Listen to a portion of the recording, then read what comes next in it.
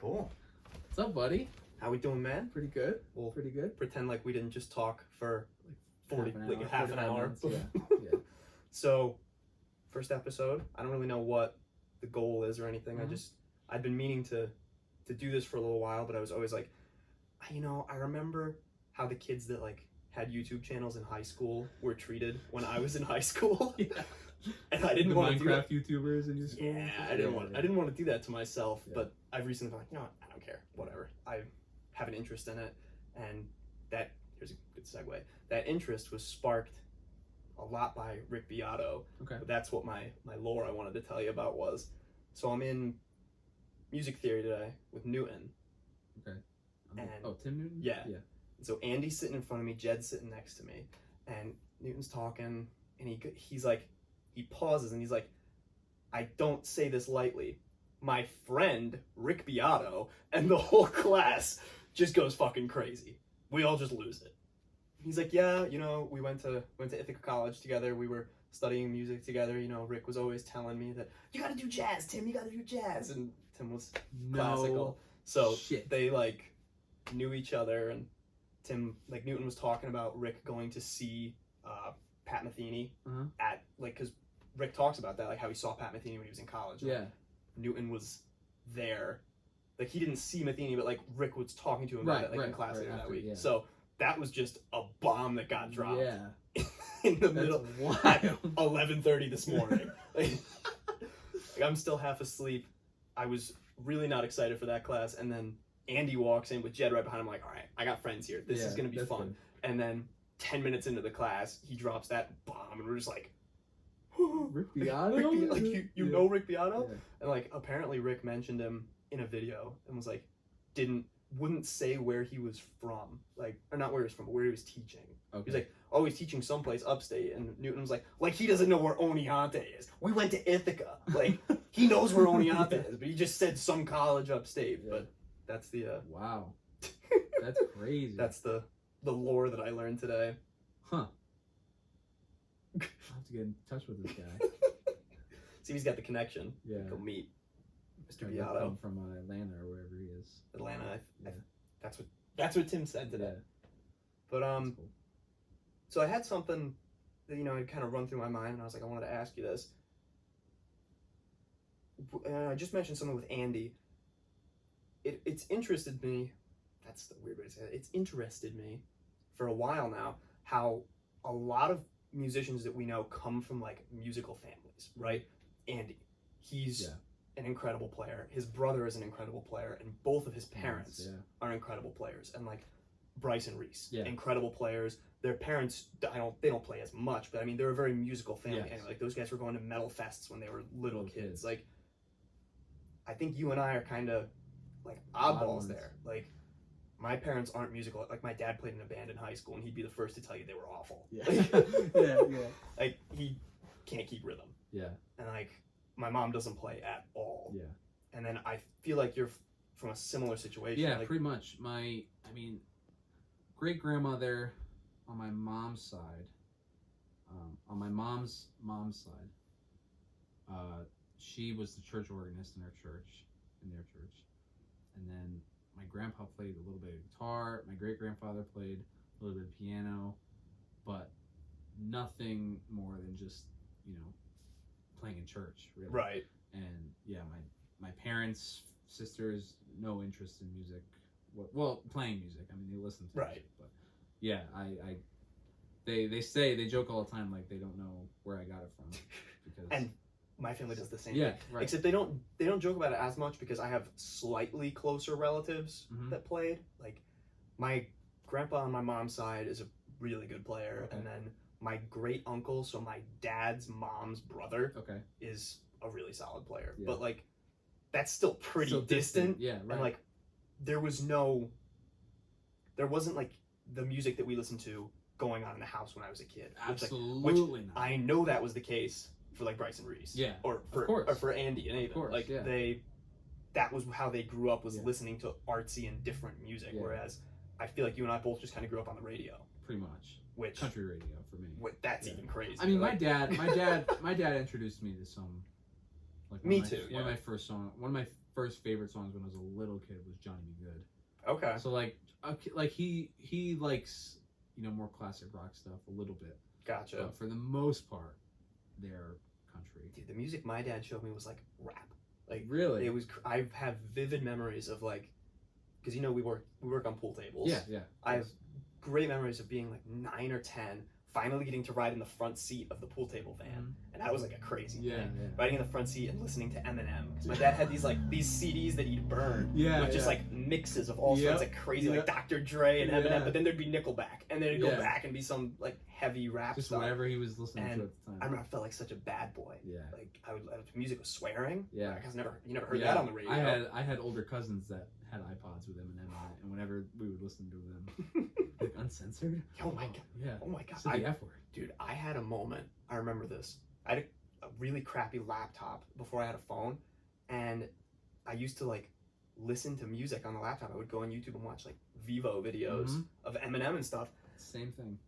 And I remember I felt so guilty about it one night that I was listening to like vulgar, explicit music that I like broke down crying to my parents. No and way. I was like, I've been listening to music with bad language on YouTube, and I could tell my mom was kind of like slightly perturbed by it. My dad was like kind of putting on a front of like, yeah, you shouldn't have done that, but I don't think he really gave a shit. But yeah, I don't know, I find that interesting that we both come from a situation of like not that much, nothing close to the music we listen to now was part of the music we listened to. And I mean, in my case, none of the music I listen to now was even part of my vocabulary 5 years ago even. Like, you guys especially for you. Yeah, like you guys just ruined me in college. I mean, like, I eased into it for sure.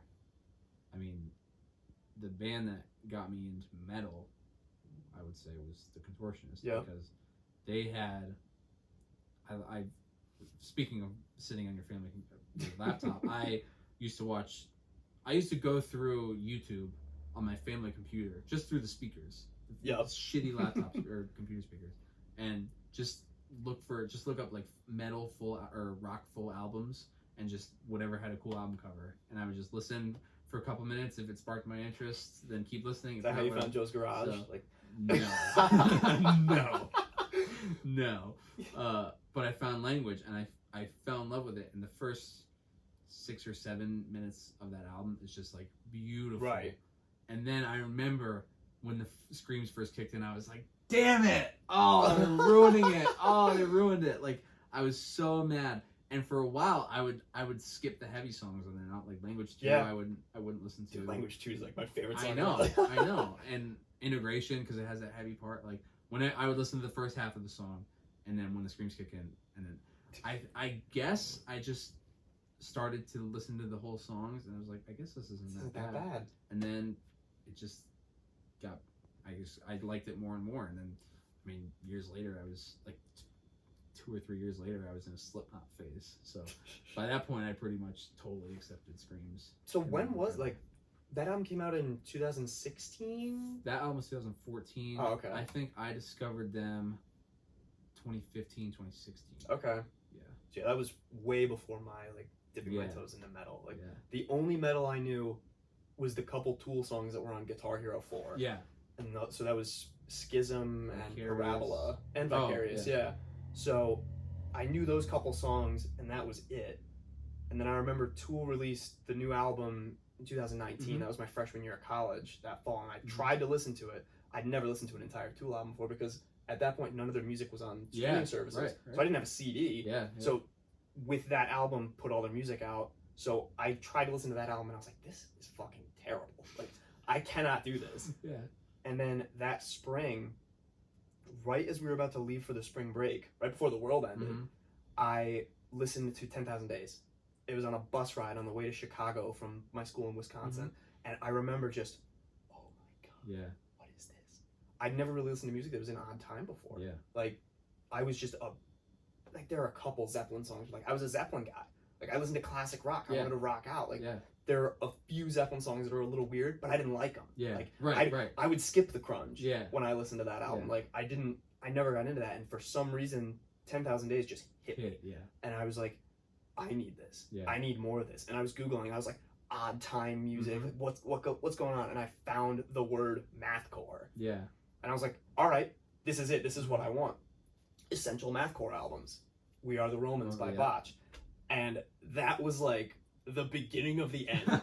Like, I listened to that album, and for some reason, like 10,000 Days isn't a super screamy album. Like there's a couple Not heavier really, parts, but like yeah. mostly it's clean vocals. Yeah. So I listened to We Are the Romans, and I was like, the screaming didn't faze me for the first time ever. Because I'd listened to a little metal before. I listened to like Avenged Sevenfold, not screamy. Right? There's again screams every so often, but it's mostly clean. And that was the stuff I liked. Like I liked Metallica at one point, but I could never get into that super screamy stuff. But for some reason, We Are the Romans, I think it was because it was under the veil of like this math complex music that I was like, oh, I can deal with the scream. Yeah. This isn't that bad. And then I met you guys. Yep. Yep, that shirt right there. And I remember we were in your guys' dorm, fall 2021, and I mentioned something about like the first time I met you, I think. Yeah, it was like after class one day. Yeah, it was after class. Yeah, because you bought a shirt. I was buying a shirt from Bryce. Yeah. And you're like, you ever heard of Car Bomb? My favorite question in the whole world. Have you ever heard of Car Bomb? I was like, no, that's a sick band name. Like what? Play me something. And I think the first one was Dissect Yourself. I think it was Dissect Yourself. And then yeah. I think Scattered Sprites or something. No, I think it went Dissect Yourself, and then it was like Lights Out and Sets. Yes. Which are like the antithesis of each other. Yes. Like Lights Out is the upshifting, and then Sets is just like like falling into the black hole. Yeah. And then it was Scattered Sprites, and I was like, I'm sold. Yeah. And then Bryce always says I had a Car Bomb shirt the next time I saw him. Pretty much. Like yeah. I went and listened to all of Mordial that night. Yeah.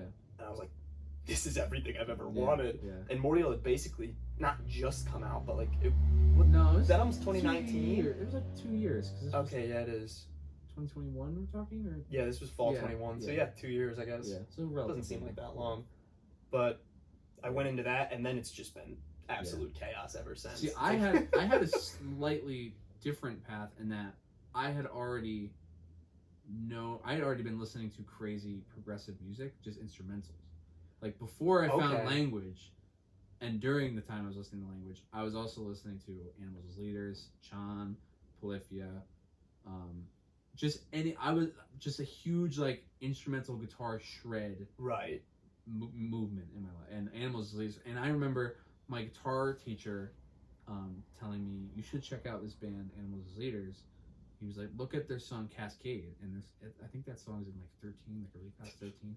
I still remember listening to it for the first time and having not a clue what was going on. I miss that feeling. Not a clue. I miss that feeling of like listening to something and just being like, what's happening? At that point, I was maybe 12, 13. Good God. So I'd been listening to like Rush, you know. And that like I mean that's which is still weird, but I had not a clue what was going on. And then, you know, years later then they start. So I already kind of like was a nerd about odd times and stuff. Right. And then like I started accepting like progressive metal with vocals in it. That's just the opening into trouble. Trouble. And now we listen to Kublai Khan. Now we've gone full circle. It's just absolute caveman music. Yeah. But yeah, I find it so interesting how, you know, a lot of people come to Oneonta and they're like, oh, this place is so cool. But having been here my whole life, I'm kind of like, this place sucks. Yeah. There's nothing here. Yeah. And I've been to your hometown. There's really nothing there.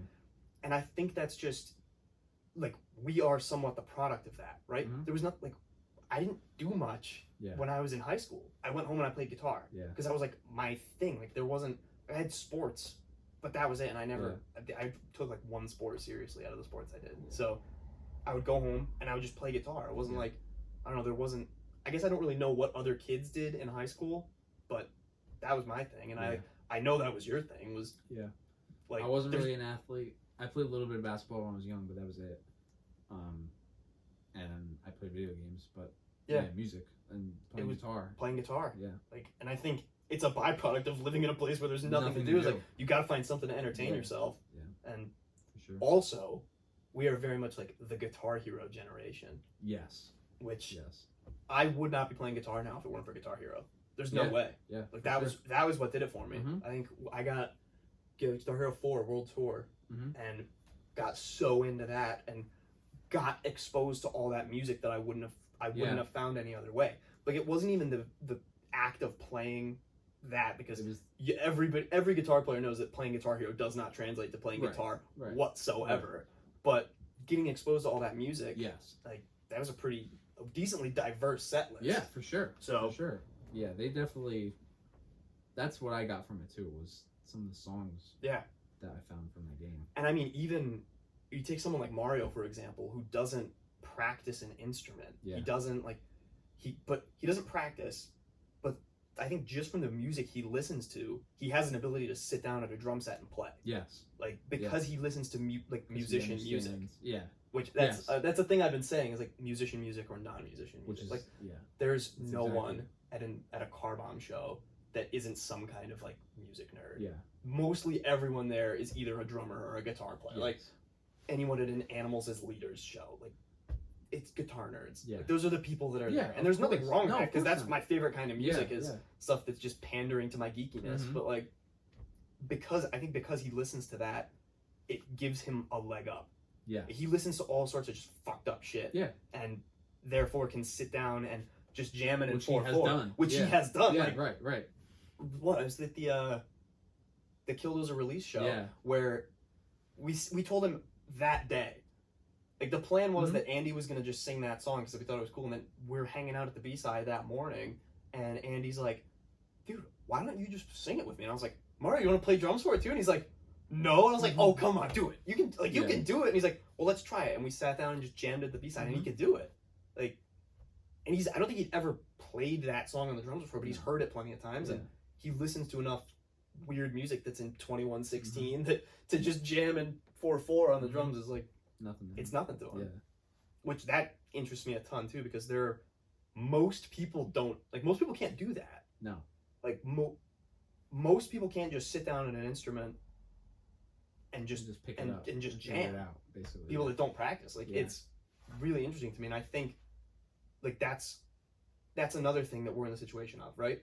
We've been in these boring towns just playing guitar and listening to all this music. Like, if we didn't have access to the amount of music that we did, I don't think we'd be the same players that we are. No. There's no way. Absolutely not. I would have never heard anything. Like, even if Tool didn't put their music on iTunes and Spotify, like, I would have never really bought a Tool CD. Yeah. Because it just never, I was 17. Yeah. I didn't have a real job. Like, I know that now, like, oh, I want to buy a $15 CD, like, that's nothing. But remember in high school, You're like, a high schooler? dude, in high school, like, every dollar counts. Yeah, Like, of course. I mean, even now, every dollar counts. Yeah. But I didn't have a couple $100 in my account ready to just go on something. Like, I didn't even have a bank account. Like, the internet was so huge for my musical discovery. Huge. I think we are the generation that's like, that is common in all of us. Like, all of us. Everyone has Spotify or Apple Music or something. Yeah. And I almost wonder what it would have been like to grow up in an environment like Andy did, or like Bryson Reese did. Like, what's it like to have your parents showing you like crazy music? Yeah. I can't even fathom it. No. Like, Andy's been listening to Wilco since he was a small child. It's insane. The like super artsy weird shit. Like, I listened to pop radio my whole childhood. Like, it just, I don't know. I've always found that interesting. Yeah, me too. Yeah, there's a guy that works at Foothills that I know that I was working one day and I heard him listening to Frank Zappa, and we started talking about it. And he was like, "Yeah, Zappa. My dad has like all his albums, so that's what I grew up on." That's I can't even fathom it. Yeah, like your dad would be like, "Check this out," and show you fucking Incan Roads or something. Yeah, here's Wet T-shirt night. Yeah, or that. Yeah, probably. He was listening to "You Are What You Is," so probably more that side. Yeah. That's what he was listening to? That album. Oh my god. I think it was that song too. Oh my god. Yeah. Oh. Yeah. Dude, Bryson Reese, before you got here, so like Saturday night, I played a Zappa song in the car, and they were like, "Not yet. Yeah. Tyler's not even here. Don't do this to us." I've given up. I don't think there's gonna be any chance. No. I was watching like a video from the 81 band. Okay. With Steve Vai in it. That was like towards the end with Steve Vai, right? Like he was almost done. Yeah. And Bryce walks in, he's like, "Hey man, what are you doing?" I'm like, "Oh, check this out, it's 20-year-old Steve Vai," and he's like, "Of course." And then he just kind of walked out. It's like, Yeah, I know. Fair enough. Like, yeah. I don't know. It's not for everyone. You mentioned that, like, oh, the 81 band, and then I was like, oh, that's like towards the end of Steve Vai's time, right? Like, that's another thing that you and I, like, not every musician is like this, that we're just such nerds. Like, no one knows that. Yeah. Why do we know that? Yeah. Like, oh, 81, that was like towards the end of Steve Vai, like he was, because he joined in like 80, like the end of 79, like that last tour with Vinny. Like, how do I know Chad that? Wackerman took over. Yeah. How do I know that? I could name you the whole 81 band right now. That's insane. Yeah. Like, I can't even do that. Like, I don't think I could name you a whole band from any era, but like, I could name a couple. Most of it. Yeah. And I could pick their faces out of a lineup from all the videos I've watched, but like the 77, like Palladium stuff, I can be like, oh yeah, that bass player, the one with the poofy hair, but I don't know what his name is. Patrick O'Hearn. Okay. See, I've always been like that though.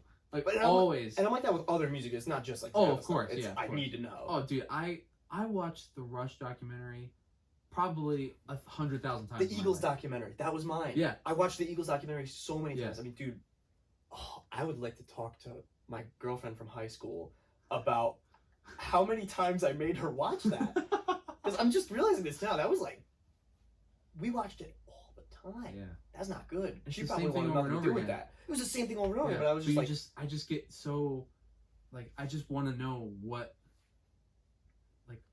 the band all about? It's more than just the music. And outside of music, you're somewhat of a history nerd too, right? A little bit. Because I am too. Yeah. I've always been just enthralled by even regular history classes. Like, what's happened before? Yeah. How did? Because everything that's ever happened in the world got us here. Yes. Like, what happened? What I think about a lot too is thinking about my grandparents growing up and how they grew up. Like my great grandparents, or no, my grandma on my mom's mom, like, grew up on a farm in Vermont. Okay. And, you know, I've heard a million stories, and, like, what was that like? And then my dad's dad grew up with 5 brothers, all pretty much, I mean, I think there's, like, a 20-year age gap between the oldest and the youngest, but lots of, and... Whoa! Yeah, yeah. So, like, what was that like? Like, seeing them, you know, these people who you've always known as, you know, older, and wise, or whatever, like, what was it they like were once dumb teenagers. Yeah. You know? Like, I've always found that so fascinating. It's the craziest revelation to, like, accept the fact that your parents are real people. Yes. That have had lives. Yeah. And, like the stupid teen emotions that you're feeling, they've probably felt. Yeah. So. Like, yeah. Insane for me to... I'm only, like, coming to peace with that now. Yeah. After probably having that revelation 6 years ago now. Yeah. Like, oh my God. My dad's a real dude. Yeah. Yeah. Like, he's got some stories. Yeah, He's a dude. They've done stuff. Yeah, yeah. It's just crazy to me. And yeah, it's the thing. Like, these are people that you've, since from your first memory, they were grown-ups. Yes. Like, I don't know. Grown-ups and, yeah, exactly. Like, I see pictures of, like, my grandma, even just from when my dad was a kid, and I'm like, she was young once? Yeah. Like, and that's not mean. Like, no, like, it's just like, I've always known her as an older lady. Yeah, like, of course. She's my grandma. Like, what? She was, I don't know how old she is now, but she was late 50s, early 60s when I was born. Yeah. So, like, wild. It's just crazy to think about. Yeah. But yeah, music history, nut. I mean, whenever I find an album that I like, I look up the album, the Wikipedia. Yep. And then usually that goes to the band, Wikipedia, and I just want to know everything. I don't know what it is. Yeah. But I gotta know. I want to know what was going on. And Zappa was perfect for me. Because there's just pages upon pages. And not only do you have like hundreds of different band members that came and went, you have like songs that evolved over years. Right. You have inside jokes that you can kind of like it was perfect. Dude, go on an hour the inside jokes are like the stories in the songs. Yeah. I mean, Stevie Spankin'. Yeah. Like, you're like, oh, that has to be a joke. There has to be something going on, and then you read about it, and you figure it out. You're like, oh my God, he did get spanked. Like, he did the hair, like, and the whole hairbrush and the banana. And... Yeah. Bryce and Reese are gonna watch this, and they're gonna be really upset that we're talking about Zappa and the banana. I mean, what'd you expect? What'd you expect? I mean, right? What'd you expect? Yeah. But yeah, I don't know. Like, that was just something I thought about for a while. It was like, what creates a musician? Because a lot of different things. Right. A lot. Because I think we're musicians partly because of just where we're from. But I mean, that's not definite. No. Because we know great musicians from big cities with plenty of shit to do. Yeah. Like, what, Teddy's from Long Island, and he's one of the best guitar players I've ever known. Like, it's not absolute that, you came from a small town, because I assume you were the best guitar player in your high school. Like, you're the best guitar player at the college, so you had to have been the best guitar player at your high school. And like, I don't feel like I'm stroking myself to say I was the best guitar player at my high school, because there really wasn't competition. For sure. Like, same with me. Like, Andy didn't play at that point. Yeah. And he was really the only other one. Like, there was Gabe, who played less than he does now, and Liam, the other kid that was in my band, who wasn't playing guitar as his main instrument. Yeah. And like, that was it. Yeah. Nobody else played guitar. So I was the best in my high school, but like, that's not really saying all that much. Because again, small town, and like, that's a whole thing in and of itself. Is I got to school here with somewhat of like a hot shot mentality. I was like, oh yeah, I can fucking play, it'll be all right. And then I went to, I think, one show, and I was like, I'm a piece of garbage. Like, these guys are nuts. Like, I think that first show I went to, it was a Brutality show. That was the first show I went to. It was Seeing Double and Brutality. And Seeing Double played, and Mike and Zach were both taking solos, and I was like, oh, these guys can fucking play. And then Bryce comes on and just melts faces. You were playing the drums for that, and I was like, holy shit. Because I don't think we'd ever played together yet. Drum Tyler. Ugh. I was like, man, you're nuts. And I didn't follow him on Instagram or anything, so I had no idea you played guitar. And then so anyway, Bryce played there, and I was like, holy shit, this is insane. Yeah. This is the best guitar player I've ever seen. And then we had that group in Audio 1. Yes. You were playing bass in that. Yep. Bryce was playing drums, and I was like, dude, is everybody a multi-instrumentalist here? Like, I can't play shit. Yeah. I can barely play the guitar. What are we, like, these guys are just jumping instruments like it's nobody's business. Okay. And I was like, all right, he plays bass. And that was how I got you in Redshift. I was like, come on, man, you play the bass. I'm trying to start something up. I'm just doing one gig. Just one gig. And we are 2 years later. And we're 2 years later saying we're on our last gig. Yeah, we'll see. But dude, I'll never forget, it was the first Rock Combo show that fall. That was Aquanet. I watched you motherfuckers play. I'd never seen you play guitar before. And I remember sitting in the crowd just like shitting myself. I going, is there anything this fucker can't do? Like, what is he, like, where are the limits? Do you remember that when I made you write on a chalkboard? I was like, how's your handwriting? I do. And I was like, there's got to be something you're bad at. Come on. Like, okay. And it was you and Lily. You were like, I told you. He sucks at something. I was like, there's no way. Yeah. But yeah, I suck at a lot of things. But. No, I don't know. I'll never forget that though. That first show, and I was like, holy shit! It was both of you, as it was you and Bryce, who were, in my opinion, the two best guitar players here. Like, thank you. Just two guys both playing guitar on stage. Like, there's not many other situations that are like that, where two of the best musicians at one thing are doing it together in one band. So that was just crazy to me. And we will be in Zappa. We will be in that. And Will. And who's... Yeah. I said, who can sweep better than any of us. It was Mia that I said that to last night. I was like, oh yeah, I'm the worst guitar player in the Zappa band. And she's like, yeah, but that's pretty good company to be in. Like, if you're the worst guitar player in that, like, you're still doing all right. Yeah. Which, like, that's... But the good thing about the amazing thing is that we're all so different as players. Yeah. And we're all gonna take solos, and we're all gonna shred, but we're gonna shred in our own way. Yeah, it's all gonna sound very, very different. Yeah. Will's gonna do his like ridiculous, shreds. just like his the fastest shit ever. Thrash shred thing. I'm gonna do more of my fusion. Big intervals. Yeah. And you're gonna do your more like bluesy, classic rock, bluesy shred thing. Yeah, exactly. Dude, it's gonna be awesome. Speaking of the just super fast shreddy playing, I was talking to my grandma the other day, and she's always been so supportive. She's like, "You're so good, you're so good." I'm like, "Thank you." And I was just scrolling through videos on my phone, just like of different concerts and stuff, like, because she loves to like check that stuff out. Like, oh, here's the show I went to, here's that. And I came across a video from Zappa at the Oak this spring when you were wearing the giant hat. Devil Went Down to Georgia, and I was like, oh, check this out. And and like, you and I both know that you were playing like a dickhead. Like, I know, dude. I literally, you told me you were gonna do it. I told you and I think you and Bryce. I was like, I'm not gonna. I'm gonna play pure 16th notes.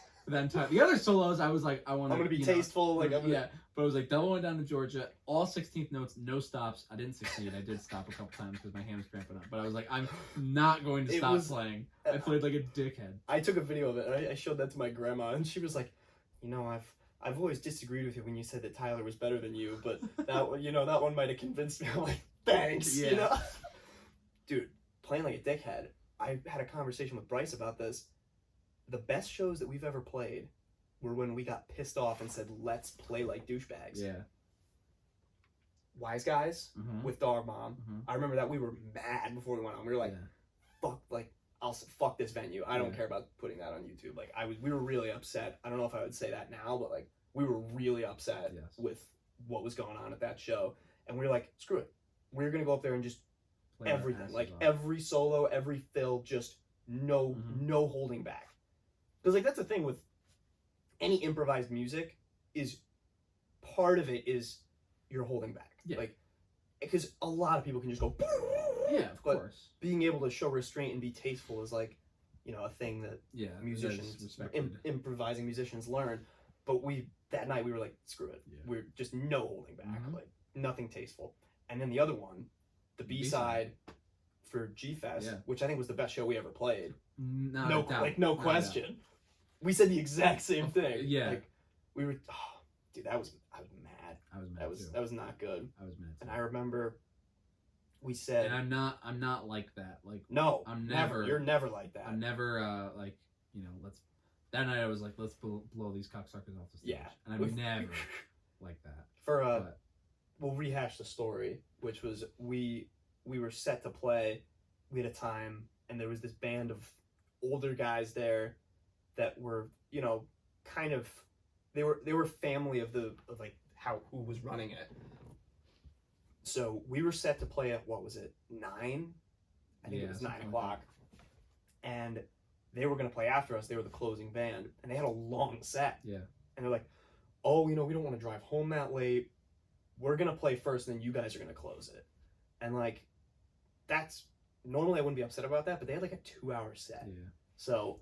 And by the way, they were upset that the show was running late. It had like 7 acts. Did they really think it was going to be a completely? Dude, there's another thing. It had 7 acts and plenty of like. There was a guy. One of the guys in that band was in several of the other acts. So like. Yeah.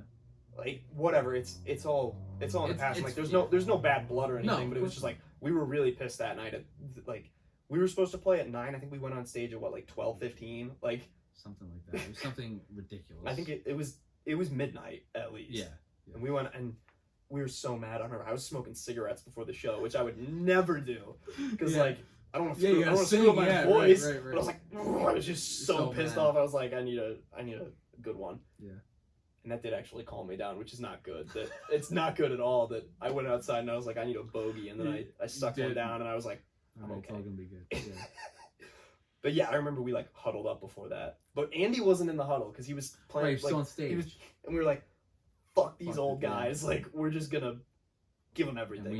We're gonna blow these guys off the stage. And then we went up there and played so good. So Gabe didn't even practice. No, of course not. I still remember jumping around to Love Me 2 Times by the door. Yeah. I was all the hits at the end, like I was just exactly, going nuts. I was having so much fun. Andy was just screaming at that song. Yeah. He didn't even try to play keyboard. He just He just that was a really good set. That was a lot of fun. Yeah, that was a great set. And then we get done, and everybody was like, "You gotta do one more." We did not have one more ready to go. Yeah, what did we do? We did Winona's Big Brown Beaver. Oh, that's right. And we played it horribly. Yeah. It was still fun. Everybody was dancing, but we played it with like half of the form of what it's supposed to be. Yeah. We played like one riff, and then the chorus, and then a riff, and then the chorus, and then just soloed, and we're like, we gotta get out of here. Yeah. But yeah, it was a fun show. But yeah, sometimes anger leads to some good results. Yeah. Again, we listened to Kubla Khan. And lots of classic albums created under horrible circumstances. Dude, I mean, the band that we are in together, the only one that's released music thus far, is just pure rage. Yeah. Goblin is... We're also, making a joke out of it, too.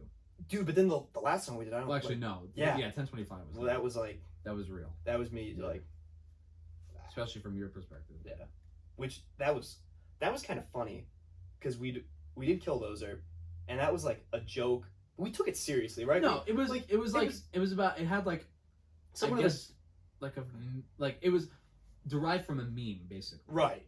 Like It's just the people weird meme about internet meme culture of like, Yeah. oh, Killdozer. So we made a song about it. We did that, but it was like we took it seriously, Yeah. right? Like we thought, but then And then of course then there was Grundle Pimp, which was a total joke. Like written, produced, recorded, recorded, mixed, mastered, everything in like 2 hours. Yes. Which it sounds like it, but I love it. Yeah. I mean, I do love that. It's a time capsule. It's like, yeah. remember like, that night I'll when remember we that fucked night. around in the Dude, studio? I'll remember for that 2 night hours. forever. Exactly. But then we finished that. We didn't do anything for a little while, and then you gave us 1025 instrumentally ready to go with like no lyrics or anything. Yeah. And we were like, I remember everybody said, like, this is too good. This is too good to be a Goblin song. We've been writing jokes so far, and like this is an actual like well hashed out good song. And we're like, you know what? That's Let's exactly make a what real they're not song. expecting. Yeah, exactly. That is exactly what they're not expecting. Exactly. We're gonna give them something that's actually good for once. Yeah. And then I'm very proud of that. I think we did. I am too. I think we did an absolutely killer really job. Cool. Yeah.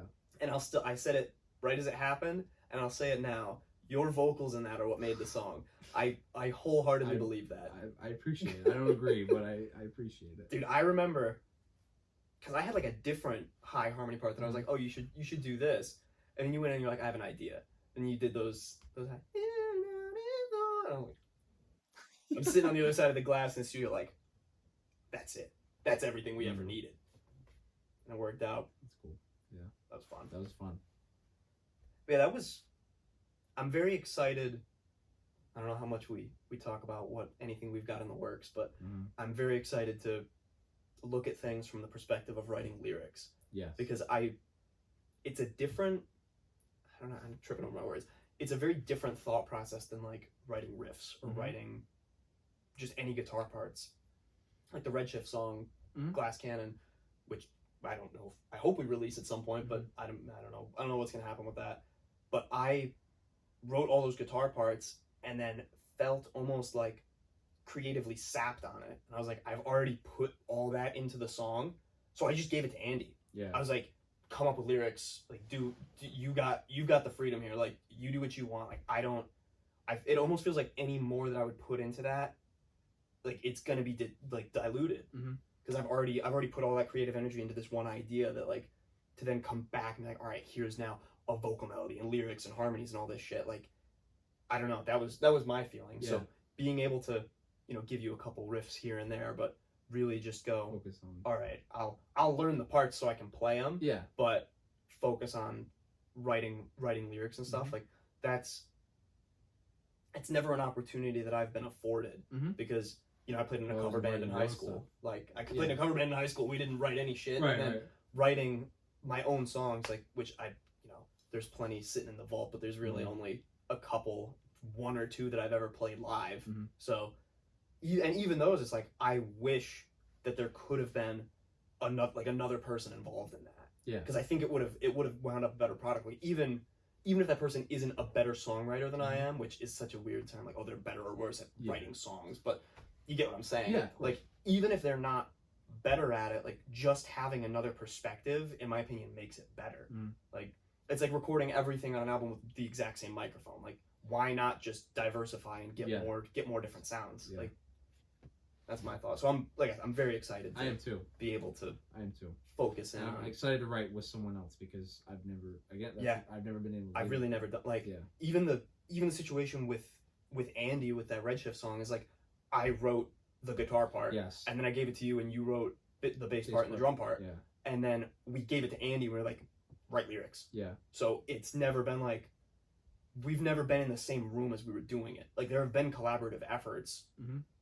Actually, we've written little shit like for Audio 1. You remember that? We would go in and just write like a jam. Yeah. But even then, it would be like, oh, I've got this riff, and then you'd be like, all right, here's a bass part that follows it, and Bryce would be like, all right. Yeah. But that's like the extent of it though. Yeah. That's the most I've ever written with anybody else's. Right. Little goofy stuff like that. Even my high school band, like we wrote a couple songs. One of them I wrote, which was like like a Alice in Chains kind of inspired breakup song. Very simple. Yeah, so like we wrote a couple songs in that, but again, it wasn't we. It was like, here I would show them the song, and then our singer brought in the song too.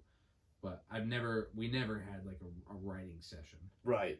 Or a success. I think we did, but I don't think it never wound up good. Yeah, we had, for my band in high school, Gabe and Liam wrote a song together and then brought it in. We played it live, and I'd like to know what Gabe thinks about this now, because I remember at that point we were like, this is the coolest thing ever. We just played our own song, and it was like 3 chords. Yeah. Like not even a different chorus than verse. Mm-hmm. Like it was. I'm sure Gabe would say the same thing now, so I don't feel bad about saying it. It was so bad.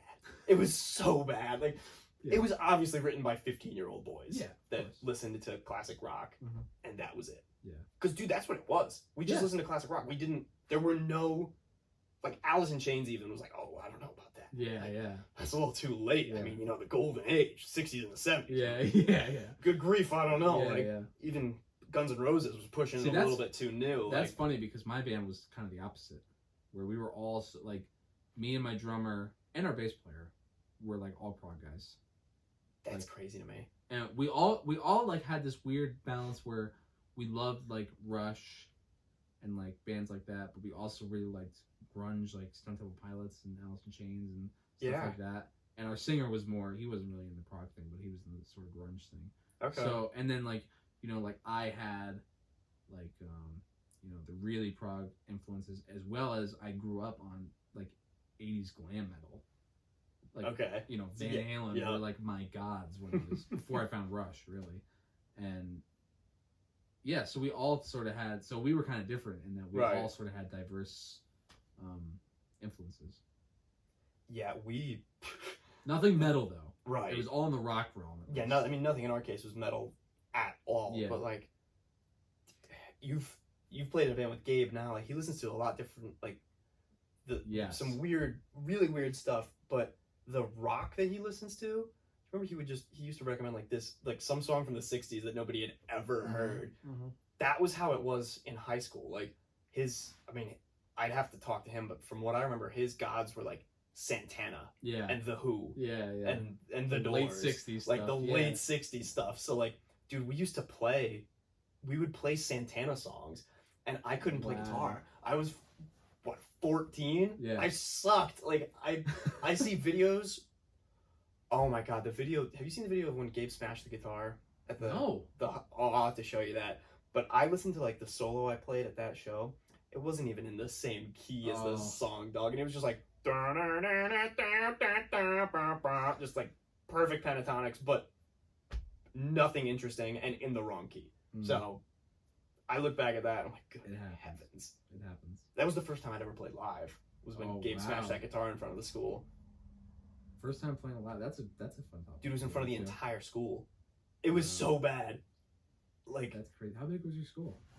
Like graduating classes? Graduating class, dude, I had the smallest graduating class from Oneonta in a while. Oh, okay. My class was like 72, but I think our total student body was like around 500. Okay. It's like not a ton, but this was my freshman year. You played for 500 people at your first show? Yeah. Wow. So this was my freshman year too, so I think there was probably more, because I think the classes before me were bigger. Mm-hmm. So, yeah, it was... When was it? Or no, I think it might have been my sophomore year, actually. I don't know, it was early in high school, I don't remember. It was in... Yeah, I think it was sophomore year. It was in like December, and the school had this talent show. It was called OHS Live, but it wasn't a talent show that you could just like audition for. The only people that did it were like the kids that won the regular talent show. Like if you win the regular talent show, you could play you could do your thing at OHS Live.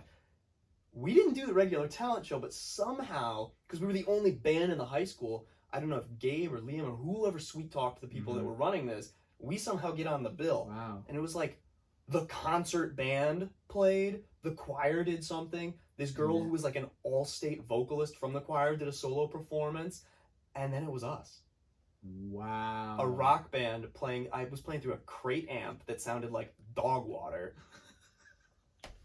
Liam was still playing guitar at this point. His amp didn't even work, so he was miming his guitar part. Oh my god. Gabe was playing bass, which was... No drums? No, we had a drummer. His name was Sean. Sean, like, I don't know if we've ever talked about him. Sean. I'm sure he's come up once or twice, but he was really solid. But he was solid for where we were at the time, right? None of us knew what we were doing. Liam was the only one that had like real music background. I knew Gabe was in the concert band, so he knew a good bit. I knew nothing. Okay. And Sean was a self-taught guitar player. Drums were his second instrument. Okay. And dude, we went up there. We played Wild Thing. Wild Thing. And it was so bad. I'll have to show you this video. It was awful. Like what that song's in A, right? I think. Yeah. Yeah. I think so. I played my opening, we was like, we gotta start with just a blistering guitar solo. I went up there with almost no gain and played a solo in B flat minor pentatonic. And it was like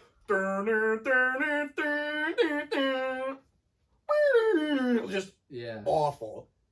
And I held out, I don't know what note, I held out some note and it was like 1, 2, 3, bow, wow, bow, just mashing on it.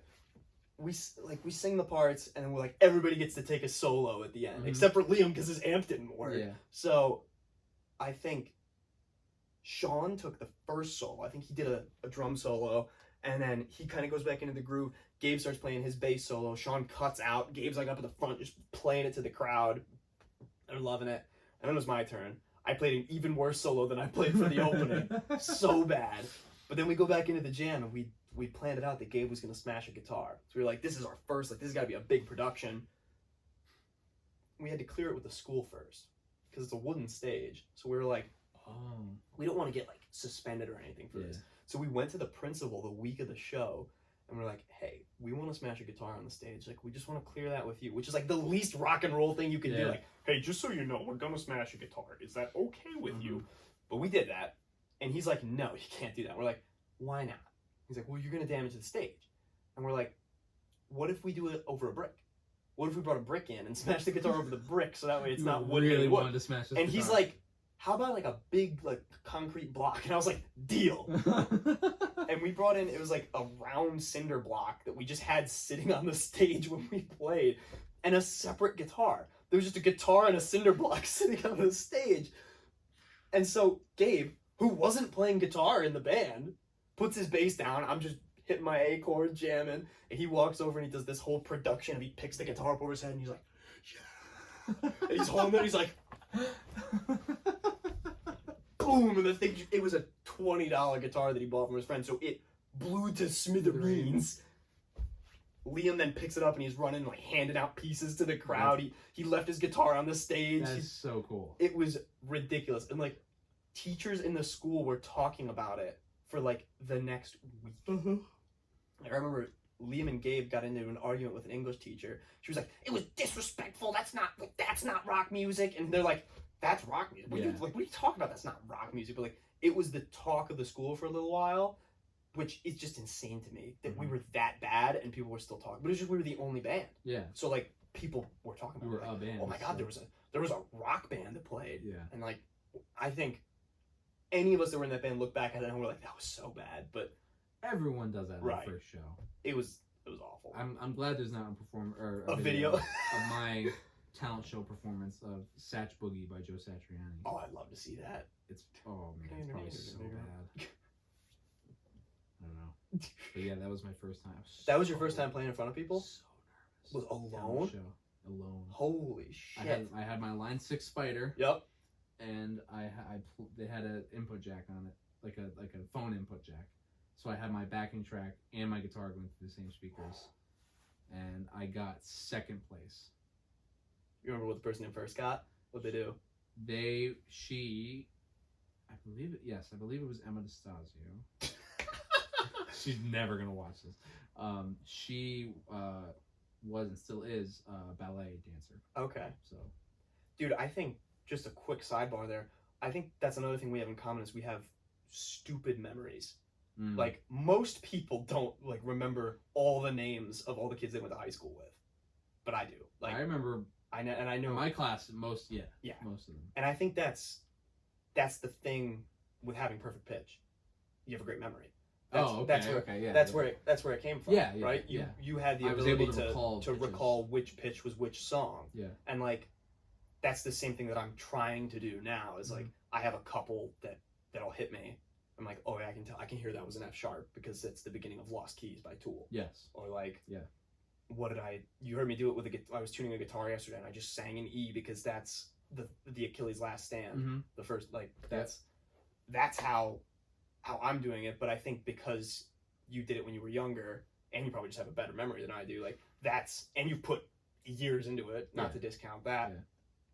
But like, that's the common thing is like most people that I think have great relative pitch have great memories because that's where it comes from. Yeah. Yeah. Like, that's all. Yeah. That's just able to recall what something sounds like. Dude, that's another thing to what I said about not discounting like the years of practice. This was something I was thinking about today. How do you feel about the use of the word talent? Do you have like any issues with it? Because I did for a while, and I wonder what other people think about that. Because my thing for a long time was people would say, "Oh, you're talented," and that's not me like stroking myself. Like, no, you are. After a show, someone would say like, "Oh, you're so talented," and I'd be like, "Thanks," but then I would also think like, do they not think I'm skilled? Do they not think I practice? Like, do they like? Are they assuming this is like a God-given gift? Because it's not. Like, yeah, no. I slaved away to be an average guitar player. Like, you're more than average. But thank you. But like, and I've said that about other things that I was good at times too. Like, I think I was an okay lacrosse player. None of it came natural. No. I spent hours upon hours throwing a ball against my garage and like practicing my shot and like practicing to be good at it. And like the same thing happened with guitar. And I know that you are no slouch in how much time you spent playing the guitar. Yeah. Like, so did you ever, or do you have that same thing that I did of like, I don't like when people say talented. Like, I'm a lot better about it now, but there was a while where I was like, I didn't like it when people would say talented. I do remember getting pissed off when someone said something along the likes of, you should thank God for your talent or something like that. And I don't know.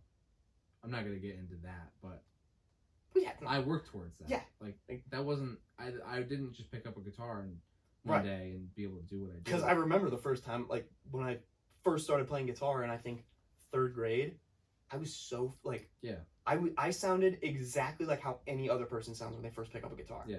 Like, dude, there's videos of me when I was probably 4 or 5 years old in my underwear. That's insane that you were playing that. well, in my underwear, just banging on a guitar. And that's where I started. And then when I was 10, that's when I got serious about it, and I bought and got serious about it. But that's where I started, like just strumming in a horrible detuned guitar. And now after years of practice, I can do what I do. And I don't think when people say, "Oh, you're so talented," it's not meant. No, it's meant as a compliment. But I think I think both meanings work. Right. I think some people say it as in, you've worked so hard and you've got this amazing talent now. And I think some people might mean it as, wow, you have this gift. You were blessed with a talent. Yeah. Like, I don't know. I think that where talent ends, it's just about how much someone wants it. Because I think even as little kids, we are predisposed with whether or not you're going to be a musician. Like, because you have to want it, right? Even the people that are the very best from when they first pick up an instrument spend years to get great. So like, it's not like anybody is just gifted with this amazing ability. No. It's that you are gifted with a desire. Yeah. Or maybe it's something wrong with you. A gifted cursed with this need of like, oh, I gotta get better at this stupid little motion. Like, I to me that's what I think is. It's, I don't think I'm more talented. Like, I don't think I'm predisposed to be a better guitar player. I'm predisposed to want it more. Yeah. And that's because, and I say that, I'm like, anyone can learn how to play guitar. I wholeheartedly believe it. Like, not everybody's going to be able to shred. Right? Not everybody's going to, and like, everyone, I just totally lost my train of thought. Not everyone is going to be able to become a master at the guitar. Right. Like, some people are going to learn easier than others. Yeah. But if you are determined, and I think that's why a lot of people start when they're kids. Right. A lot of the good ones. Yeah, yeah. And that's why, because they just get years and years under their belt. Right. And those formative years as a young kid too. I mean, that's when you develop all of your tastes. Dog. Yeah. That's when you develop all your tastes and all your you know. Dude, I'm just desires. saying in the sense of like learning new skills, like Oh, the brain of a kid is right. like, It's just I mean, that's crazy. Yeah. That's the time to like learn a new language. Yeah. Is when you're 3. Yeah. Like when you're learning your first language, learn another language Yeah. too, or like nobody learns how to play the violin as an adult. No. It's a child prodigy instrument. Like Yeah, nobody. right, exactly. It is too late for either of us who are both very competent musicians. Yeah. We are not going to learn how to play the violin. It's too late. Yeah. Our time has passed. Yeah. We could screw around with it and make some hideous noises, but it's just not going to happen. Yeah. So like, I wish. That's another thing. Circling back, I wish I came from a more musical household, so I could have had that at an earlier age. Like, how good could I be now if I started playing guitar when I was 4? Right. Like, come on. Yeah. Like, I don't know, when did I think I got my first guitar, I'm pretty sure it was 3rd grade. Okay. I said that. And played that for, a couple weeks. And I was so happy with it. And then I started taking lessons. I was like, screw this. This is awful. Like, sitting I remember it was a dark room. Like, this is what an A chord sounds like. And I was like, I want to be a rock star. Yeah. Which I'm sure there have been millions of kids over the course of time that never became great players because because of what their lesson environment was. Dude, I mean, I never, or even just because you're a kid and you're like, oh, I want to be like Eddie Van Halen. Yeah. And then you start with hot cross buns and you're like, this is ridiculous. Terrible. I'm not doing this. Dude, I mean, I hadn't taken a real lesson up until fall 2021 with Mark. Like, I hadn't taken a real lesson since 3rd grade. Yeah. Because I didn't think I thought it was stupid. I was like, I can just learn it online. Why not? But then, dude, having the ability to sit with him and like discuss that stuff, and a really personable guy, someone who's, I love him. I love that guy. I love him too. So having the ability to sit down with him and be able to discuss the stuff, and like someone that was so knowledgeable, and like I like to think I was decently knowledgeable going into that too, just from the self-taught background, that like it was so useful at the time that it was. Yeah. Like I'm not thankful enough for having Mark for lessons. And that's why I just started taking lessons with him, and I'm really excited. Did you have one yet? Yeah. How was it? Yeah, it was good. We started with Cage system. Getting there. All right. Getting there. He asked me like, "What do you want me to teach you?" And I was like, "Theory." And he was like, "What do you mean, like modes?" And he was like, "What do you mean?" I was like, "I don't know what a mode is. Like, I hear that term all the time, but what is it?" And then we kind of went from there. And I'm not going to be able to adequately talk about what we learned, but I'm learning. Is it in a little? Yeah. But dude, that's gonna be scary when you have all your theory. Not like, I really hope something happens. You're gonna be a fucking force to be reckoned with. That's gonna be horrifying. I really hope so, because I've honestly been kind of discouraged with my playing for a little bit. I'm getting. Me too, dude. Yeah, because with my playing, not with your playing. No, I'm never discouraged with your playing. I understood, but yeah, because I don't know. I watch videos from when I was like 18, 19, and I'm still kind of doing some of the same shit. Right. I mean, I've improved a little bit, but for the most part, like, I'm still kind of doing the same thing. And I find that when I'm playing, I'm not using my head. I'm just kind of letting my fingers go until they find something cool to do. But I'm not insane to me. It's very rare that like I start to use my head and actually use my ear too. Because again, like a lot of times when I just sit down to jam to a backing track, I'm just letting my fingers do patterns and stuff that I know, in hopes that something cool will come out and be like, right, that's cool. Remember that one. Remember that one, rather than using my head and using my ear to try and figure out like what would do. Yeah, that's interesting. Yeah, I don't know, because that's the opposite of how I play. Right. Like, I am so driven by, like, I know what notes I can play here. Like, this is what key I'm in. This is how this note is gonna react or interact with this sound. Like, okay, I've got a G minor chord going here. If I play an E rather than an E flat, I'm like, okay, that's gonna give it like a Dorian sound. Like, I'm thinking that way when I'm playing. Right. It's like, and that's what I want to get to. Right.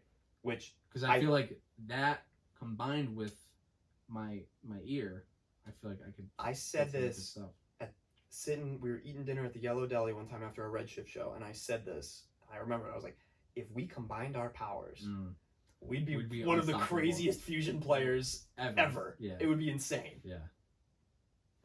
And now you're getting it. Hopefully. You're gonna. I mean, we'll see. 'cause I don't really know that much, so you're gonna. We'll see. Paquette will tell you everything I know, and then you'll just be. I hope there is like a moment where like I unlock a new special ability. Or Dude, something. that's where I'm at too. Is I've definitely noticed that since I got to school here, I've made big strides. And I think I play a lot better. Absolutely. But I also feel like that's completely stagnated over the past couple months. Like towards the end, or really the start of the spring semester this past year, I wasn't taking it. There was the first semester I didn't take guitar lessons, and I was still playing a lot, but like I don't know. I felt from there it kind of stagnated, and then the whole spring I was playing a bit. It was all right. I didn't think I was playing the best I'd ever played, but I was doing good. And then end of the spring, I felt like I was on fire. Mm-hmm. But then the summer, I didn't play at all. Right. Because we work all summer. Yeah. So same thing with and me. then I barely played. I was living here with my dad and my brother for the summer. So I'd get home after work at 8:00, want to plug in, but like people are going to bed at 9, and I gotta eat dinner. Yeah. So I was playing a little bit unplugged, but like I wasn't practicing at all. And now getting back in, like jamming to the songs we want to do for Redshift, I'm like, holy shit, I'm in trouble. But even though your playing has kind of, because obviously life and work gets in the way. Right. Your gear and your tone have just continued to improve because, dude, when we first met, like when we did that Audio 1 project. Oh, the old Fender DeVille. The Fender DeVille. Like, I remember thinking, and I didn't say this because I barely knew at the time. Yeah. But I was just like, dude, turn the gain up. What do you do? Like, you were barely breaking it. Barely breaking the clean.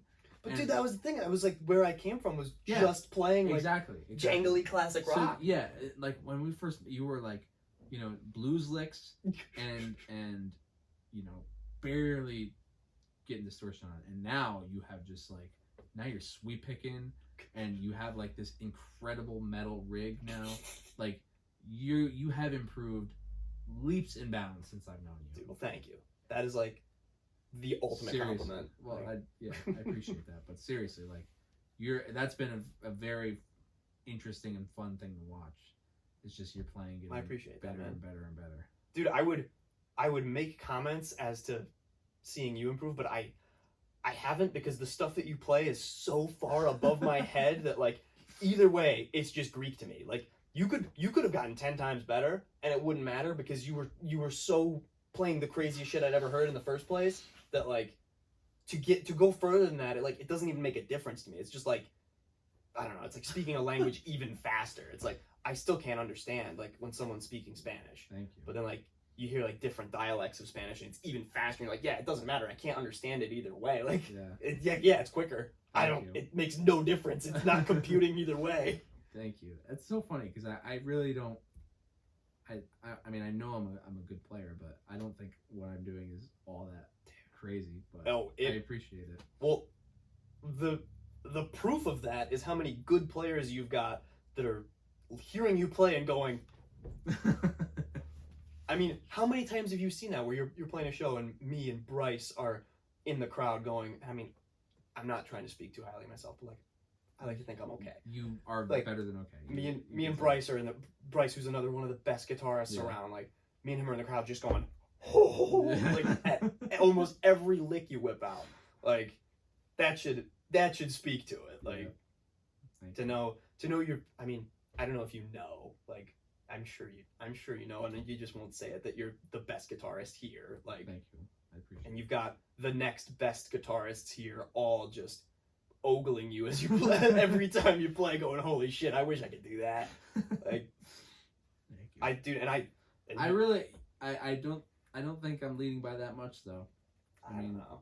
You, Bryce, Will, Tristan, Mike, Zach, like everybody here, AJ, like, dude, AJ's a fucking monster. Yeah, AJ. I didn't realize it for a while. Like I'd listened to Side B and I was like, yeah, they're good. And then I watched a Rib and the Bones show, the one in Binghamton over the summer, and it was the first time I really hit him. I was like, oh, he's a fucking force. He will whip out a lot of licks that'll crazy. Like, whoa, and it's so tasty. Yes, he's like Teddy, and like he's very very just like He's very it's calculated. tasty, yeah. It's Yeah. so groovy, and it's so. yeah.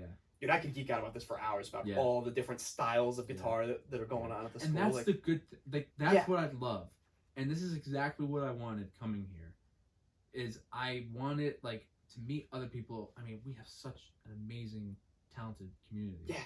And I'm using that word again, talented, but skill, like, whatever. and everyone is so different, but so good in their own way. Yeah. Like we have like the thrash shredders, Yeah. Will and Bryce. We have like me and you, who are more like, you know, Like almost, I don't know what fusioning. Yeah, That's the fusioning. best word I would say to describe then you it. have like, and like Teddy and AJ. They're who like are, super funky and Yes. bluesy, but like, oh, it's. Yeah, super. Yeah. And then I mean, And then like Zach and Mike are like the indie rock like tag team. I think Mike has. I hope he listens to this. I hope he hears me because I've never said this to him, but I think he has an unbelievable skill with melody. Like, Yes. I think he'd be the first to say that his guitar solos are not like crazy flashy, Mm-hmm. but you can sing them. So catchy. Like, yes. I'm hearing the Take It or Leave It I solo was in my just head thinking right that now. one, It's yeah. like every time I hear that song, I'm like, man, Yeah. it's yeah. so Yeah. it's just perfect. Which like is perfect for that music. it is perfect for it. I mean, look, this is coming from a shred guitarist and Yeah. an indie band. Like what I did not fit. I will, dude, but it fucked. it was fun, but like I played like a dickhead every show that with was that band. honestly a lot of fun to watch. Yeah. It was like But any indie fan would be like, would what be is like, this guy what is doing? this Who guy's in just- the wrong band. Who And just I would threw do- John I would agree with Petrucci him. in with Peach Pit? Yeah, Like, what's exactly. happening? I would agree with him. Yeah. Yeah, I do like having a band. I mean, Redshift, Mhm. where we can just play basically whatever we want. I mean, we've done shows where we played Rush, Paramore, Ozzy Osbourne, Nothing But Thieves, Yeah. Deftones, Yeah. all in the same show. Yeah. I mean, that show in New Park last summer, like we literally played all those All bands those in songs. one show. Yeah. Like Yeah. I think that's a rare situation. And now with Zappa again, Mm-hmm. we get to play like dickheads all we want. Oh, Like, I can't wait. Practices are gonna be so fun. tomorrow, dude. I know. Tomorrow. I'm so excited. Uh, I've been seeing everyone around campus. yeah, I talked to Campbell about it today. I saw Joey's back today. Yeah, me I and- saw Joey when yesterday. Me and Andy were talking in the quad, and he's like, "Oh, there's Joey," and I turned around, I was like, "Joey," and he had his headphones in, and he Yeah. just walked away. But I had class with Jed. Yeah. I haven't seen Campbell yet. I haven't seen Will yet. He works in I haven't seen Will, but I saw Campbell in the dining hall. He works in the dining hall. Gotcha. Yeah, I'm super That's- excited. I'm really, I am a little worried though because I don't think I'm gonna be able to contain my laughter, No. which is a problem when I'm You're the most important voice. Of yeah the thing. when I'm the narrator of the show. Well, I don't think I'm gonna be able to either, but that's fine because I'm Yeah. just playing guitar. I like- hope. Well, luckily we have until December for the show, so I'm So- hoping months of doing it in practice and just getting all the laughs out will be. I don't think it will because I I don't think think it we're, will. I think I we're gonna think- come up with new stuff. Yeah, Like I have plans for stuff I'm not gonna say until the show, like because it needs to be caught off guard. Like Yeah. I can't just say the same joke over and over. But like, there's so many. Can't wait. There's so much I'm thinking of Can't already. wait. Where I'm just like and jokes we're gonna because it's gonna jokes be that are an gonna inside come joke. up, Yeah, right? Like, yeah. We're gonna make our own. can I just say? It's gonna be so bad. I can't wait. That's all I can do. I can just giggle. Yeah. That's all. Yeah. Well, Well. it's probably a good note to end on. Yeah.